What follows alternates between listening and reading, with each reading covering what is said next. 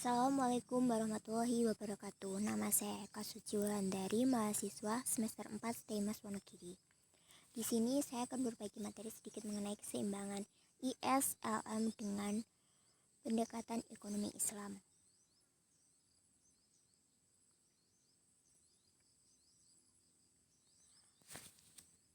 Bahasan mengenai keseimbangan di pasar barang atau IS dan juga keseimbangan di pasar uang atau LM merupakan materi yang bisa dikatakan wajib dalam bahasan makroekonomi. Umumnya, setiap buku makro selalu menjadikannya bagian dalam pembahasannya. Ibaratnya materi ini menjadi bagian penting dalam bahasan tentang makroekonomi. Faktor bunga yang memainkan variabel penting di kedua pasar uang dan pasar barang. Meskipun demikian, bahasan mengenai konsep ISLM dalam konteks konvensional dan mengakomodir sejumlah pemikir yang mencoba membawa kajian tentang pasar uang dan pasar barang ini dalam sebuah analisis Islam.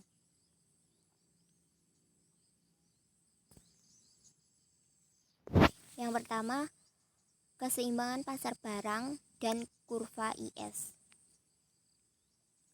Dalam kehidupan sehari-hari, kita melakukan banyak sekali transaksi, seperti berbelanja, minum kopi, membeli buku, mengisi bahan bakar, dan lainnya. Dalam transaksi ini, yang diperjualbelikan adalah semua barang dan jasa. Jadi, dengan demikian, dapat kita definisikan bahwa pasar barang adalah pasar di mana semua barang dan jasa yang diproduksi oleh suatu negara dan dalam jangka waktu tertentu. Jika kita telaah lebih jauh, selayaknya sebagai sebuah pasar, maka ada penawaran dan permintaan. Demikian juga dengan pasar barang, maka ada permintaan dan penawaran. Permintaan dalam pasar barang merupakan agregasi dari semua permintaan akan barang dan jasa di dalam negeri. Sementara yang menjadi penawarannya adalah semua barang dan jasa yang diproduksi dalam negeri. Rumus: jika permintaan total dari barang dan jasa dalam suatu negara diasumsikan merupakan penjualan dari konsumsi, investasi, dan pengeluaran pemerintah, maka rumusnya adalah sebagai berikut. Z sama dengan C plus I plus G. Dari persamaan sebelumnya, didapatkan bahwa besaran konsumsi ditentukan oleh besaran disposable income yang dalam hal ini adalah total pendapatan dikurangi dengan pajak, sehingga persamaan menjadi Z sama dengan Y kurangi T plus I plus G. Yang kedua, keseimbangan pasar uang dan kurva LM. Pasar uang merupakan suatu tempat di mana terjadi transaksi keuangan. Sama halnya dengan pasar lainnya, keseimbangan akan tercapai pada saat jumlah permintaan uang di pasar sama dengan jumlah penawarannya. Dalam sistem ekonomi di luar ekonomi Islam, permintaan uang dipengaruhi oleh tingkat bunga, sedangkan penawarnya merupakan otoritas dari bank sentral, sehingga bentuk kurva penawarannya menjadi inelastik sempurna. Besarnya permintaan uang dipengaruhi oleh pendapatan nominal dan suku bunga. Secara matematis, hubungan ini akan ditulis sebagai berikut. M sama dengan SYL atau I.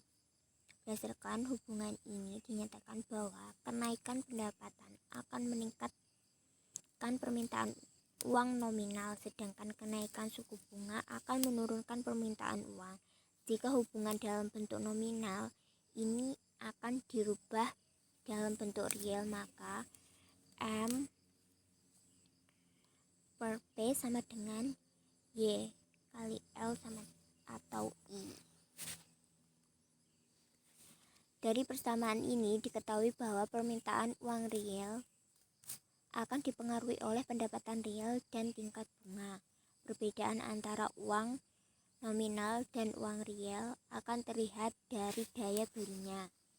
Uang nominal hanya menyatakan jumlah uang yang tertera di uang fiat, sedangkan uang real mengukur uang dari daya belinya. Yang ketiga, keseimbangan kurva ISLM. Pada bagian sebelumnya kita sudah membahas kurva IS maupun kurva LM secara terpisah. Pada bagian selanjutnya akan dibahas bagaimana kedua kurva ini berada dalam satu grafik keseimbangan yang terjadi, merupakan keseimbangan antara pasar uang dan pasar barang. Bisa dilihat rumusnya di bawah ini. Sebagaimana telah dibahas pada bagian sebelumnya bahwa kurva IS merupakan kurva yang menghubungkan antara I dan Y pada saat pasar barang dalam kondisi equilibrium, sedangkan kurva LM merupakan kurva yang menghubungkan antara Y dan I pada saat pasar uang dalam kondisi equilibrium. Jika kurva IS dan kurva LM bertemu pada satu titik, maka I atau Y, maka titik tersebut menggambarkan sekaligus keseimbangan yang terjadi di pasar barang maupun pasar uang. Dampak kebijakan pada keseimbangan ISLM. Jika pemerintah menerapkan kebijakan fiskal, maka perubahan ini hanya akan mengakibatkan perubahan di kurva IS, sedangkan di kurva LM relatif tetap. Sedangkan jika bank sentral menerapkan kebijakan moneter, maka hal ini hanya akan mempengaruhi kurva LM, sedangkan kurva IS tetap. Jika pemerintah menerapkan kebijakan campuran, yaitu kebijakan fiskal dan moneter, maka akan terjadi pergeseran kurva IS maupun kurva LM. Dampak kebijakannya. Dampak kebijakan fiskal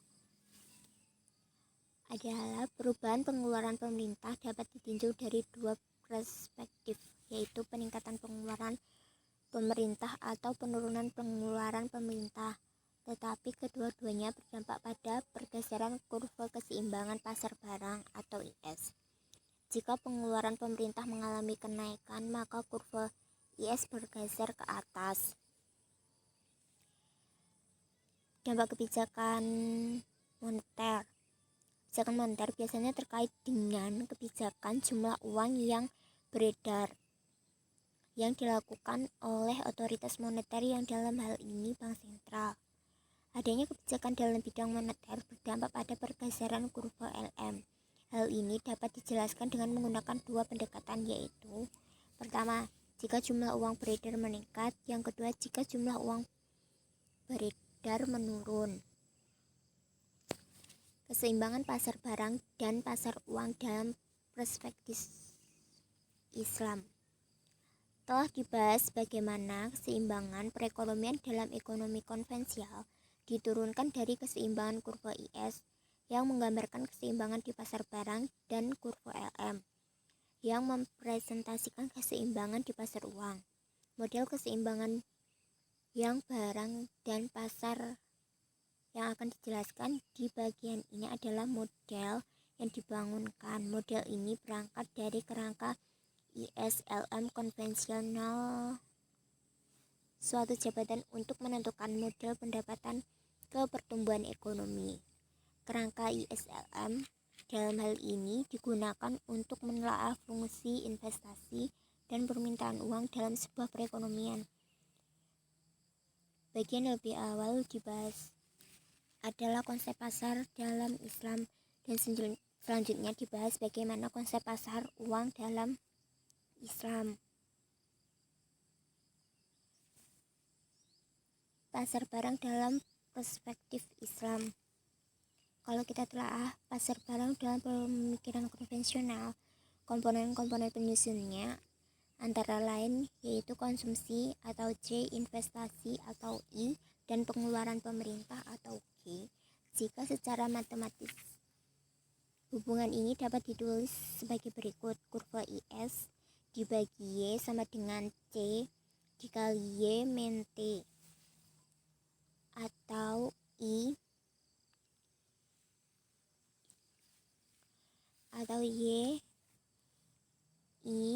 dan G. Ada satu hal yang menjadi ciri dari pasar barang dalam sistem ekonomi konvensional, adalah kehadiran instrumen suku bunga yang menjadi faktor penentu besarnya investasi di masyarakat. Hal ini tentunya akan bertentangan dengan konsep perekonomian dalam Islam yang jelas-jelas mengharamkan suku bunga, karena suku bunga sama dengan riba. Dalam Islam, suku bunga diganti dengan ekonomi bagi hasil, sehingga insentif dalam melakukan investasi adalah besaran bagi hasil. Besaran bagi hasil yang menjadi daya tarik bagi investor untuk melakukan investasi adalah share dari keuntungan yang dibagi kepada investor dan pengelola. Semakin besar bagian bagi hasil yang akan diterima oleh investor, idealnya akan meningkatkan motivasi bagi investor untuk semakin banyak melakukan investasi. Dengan demikian juga halnya dengan return. Semakin besar profit dalam suatu investasi, maka tingkat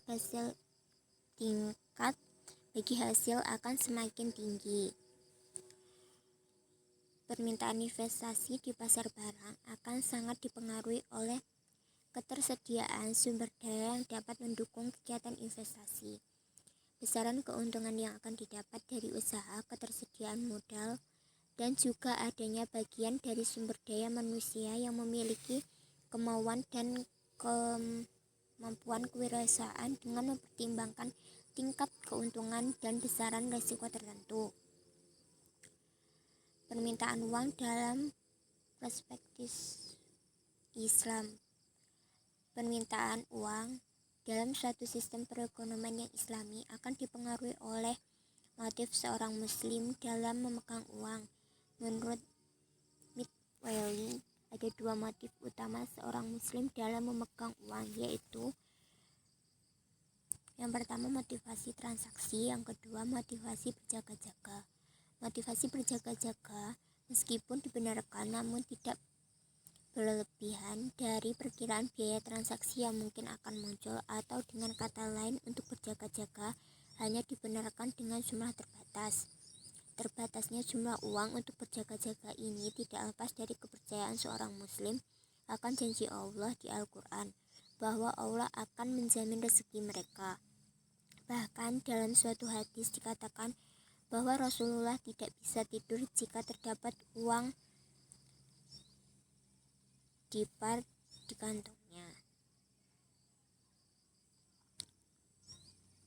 Bahwa permintaan uang seorang muslim dipengaruhi oleh pendapatannya, maka pahamikan membuat hubungan ini secara matematis, yaitu L sama dengan B kali Y. Meskipun demikian, ada rasa tanggung jawab seorang muslim dalam membantu sesama muslim lainnya. Maka motif memegang uang seringkali dilandasi sikap untuk dapat memberikan pinjaman qardul hasan kepada orang lain sebagai upaya untuk membantu mereka yang membutuhkan pinjaman jangka pendek. Keinginan dasar untuk memegang uang pada saat return rendah dan dorongan untuk melakukan investasi pada saat return yang tinggi.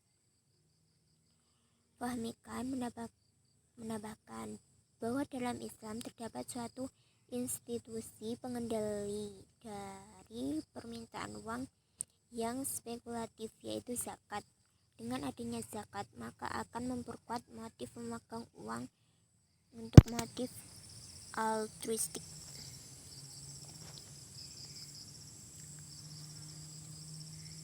Equilibrium antara pasar barang dan pasar uang dalam perekonomian Islam. Keseimbangan antara pasar barang dan pasar uang dalam perekonomian Islam Menurut Kant, secara grafis dipresentasikan dengan terjadinya potongan antara kurva IS yang menggambarkan keseimbangan di pasar barang dengan kurva LAM, keseimbangan di pasar uang. Potongan antara kedua kurva ini menunjukkan tingkat bagi hasil atau rasio profit sharing dengan pendapat nasional. Kebijakan fiskal dalam perspektif Islam. Dalam negara Islam, kebijakan fiskal merupakan salah satu perangkat untuk mencapai tujuan syariah yang dijelaskan Imam Al-Ghazali, termasuk meningkatkan kesejahteraan dengan tetap menjaga keimanan, kehidupan, intelektualitas, kekayaan, dan kepemilikan. Kebijakan fiskal memegang peran penting dalam sistem ekonomi Islam bila dibandingkan dengan kebijakan moneter. Adanya larangan tentang riba serta kewajiban tentang zakat menyiratkan tentang pentingnya kedua kebijakan fiskal dibandingkan dengan kebijakan moneter. Pada saat perekonomian sedang krisis yang membawa dampak terhadap keuangan negara karena sumber-sumber penerimaan terutama pajak merosot seiring dengan merosotnya aktivitas ekonomi, maka kewajiban-kewajiban tersebut beralih kepada kaum muslim. Aspek politik dari kebijakan fiskal yang dilakukan oleh khalifah adalah dalam rangka mengurusi dan melayani umat.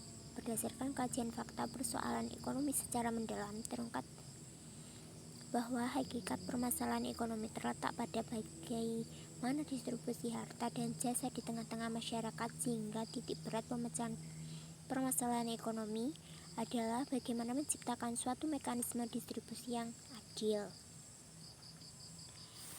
Sejarah Islam mencatat bagaimana perkembangan peran kebijakan fiskal dalam sistem ekonomi Islam mulai dari zaman awal Islam sampai kepada puncak kejayaan Islam pada zaman pertengahan.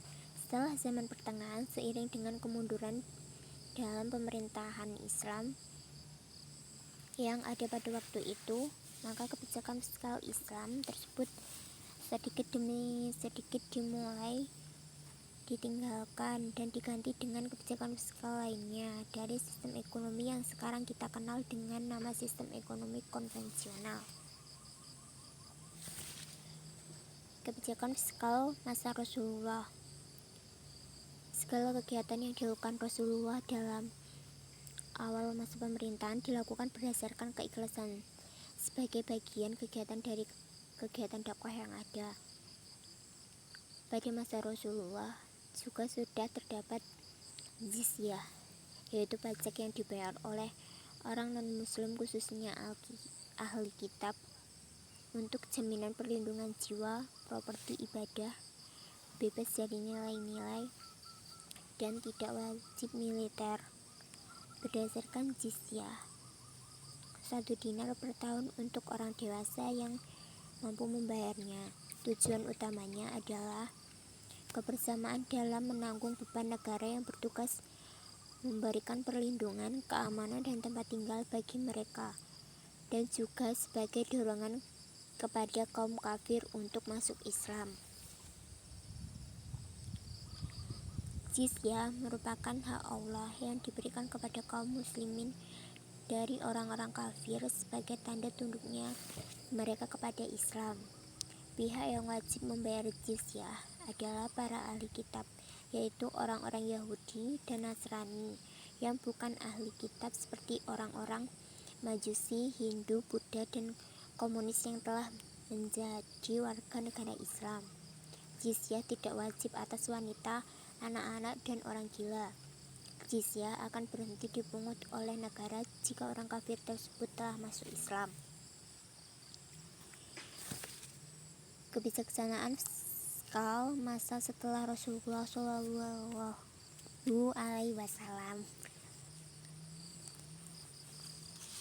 Khalifah Abu Bakar As-Siddiq. Langkah-langkah yang dilakukan Abu Bakar dalam menyempurnakan ekonomi Islam. Yang pertama, perhatian terhadap kekuatan perhitungan zakat. Yang kedua, pengembangan pembangunan Baitul Mal dan penanggung jawab Baitul Mal. Yang ketiga, menerapkan konsep balance budget policy pada Baitul Mal, melakukan penegakan hukum terhadap pihak yang tidak mau membayar zakat dan pajak. Secara individual, Abu Bakar adalah seorang praktisi akad-akad perdagangan.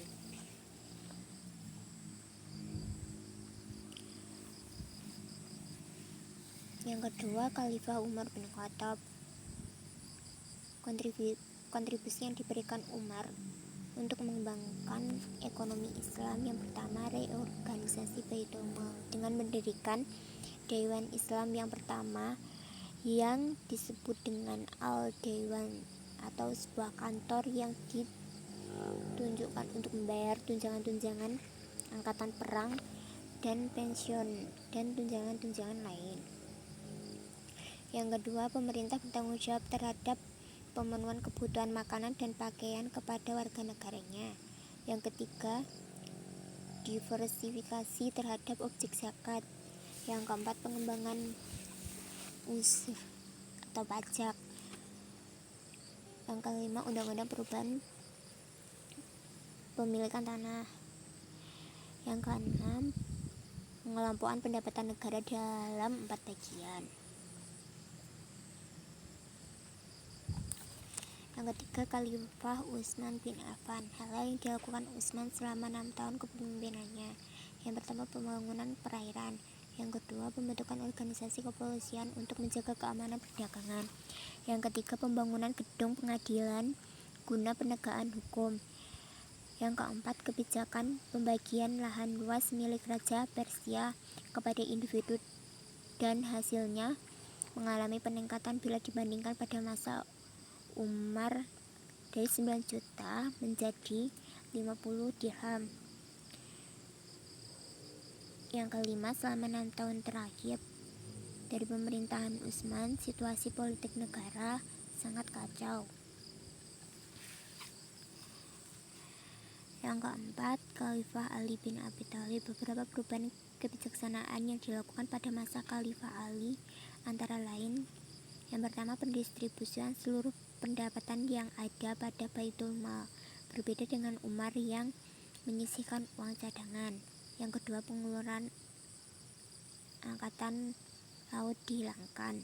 Yang ketiga, adanya kebijakan pengetatan anggaran.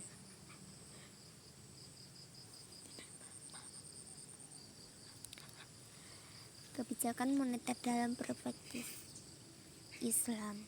Sejumlah faktor lain akan memperkuat kondisi permintaan uang, antara lain: yang pertama, karena tidak ada aset berbasis bunga, maka seseorang yang memiliki dana hanya akan memiliki pilihan untuk menginvestasikan dananya dalam skema bagi hasil, tentu saja dengan risiko tertentu, atau mendiamkan uangnya tidak produktif tersimpan di tangannya. Yang kedua, peluang investasi jangka pendek dan jangka panjang. Dengan berbagai tingkatan risiko akan tersedia bagi investor tanpa memandang apakah mereka adalah pengambil risiko tinggi atau rendah. Sejauh mana risiko yang dapat diperkirakan akan diganti dengan laju keuntungan yang diharapkan. Yang ketiga, kecuali dalam keadaan resesi, rasanya tidak akan ada orang yang menyimpan sisa uangnya setelah dikurangi untuk keperluan transaksi dan berjaga-jaga membekuk gitu saja. Ia tentu lebih memilih berinvestasi pada aset bagi hasil, paling tidak untuk menggantikan dananya yang tergerus oleh zakat dan inflasi. Yang keempat, berbeda dengan suku bunga, laju keuntungan dalam skema bagi hasil tidak ditentukan di depan, adalah nisbah bagi hasil yang tidak akan berfluktuasi, karena nisbah ini ditentukan oleh konvensi ekonomi dan sosial, dan setiap terjadi perubahan di dalamnya akan memulai suatu negosiasi yang sangat panjang. Salah satu sebab terjadi peredaran uang yang terlalu tinggi adalah terjadinya defisit anggaran yang ditutup dengan pinjaman. Paling tidak defisit anggaran boleh terjadi sejauh memang diperlukan untuk sesuatu pertumbuhan jangka panjang yang berkeseimbangan dan kesejahteraan yang berbasis luas yang didukung oleh harga-harga yang stabil. Menekan defisit anggaran bukanlah pekerjaan yang gampang. Di antara penyebabnya adalah sulitnya pemerintah meningkatkan pembiayaan dan memadai melalui perpajakan dan sumber-sumber pemasukan non-inflasioner lainnya untuk memenuhi pengeluaran produktif dan penting lainnya. Yang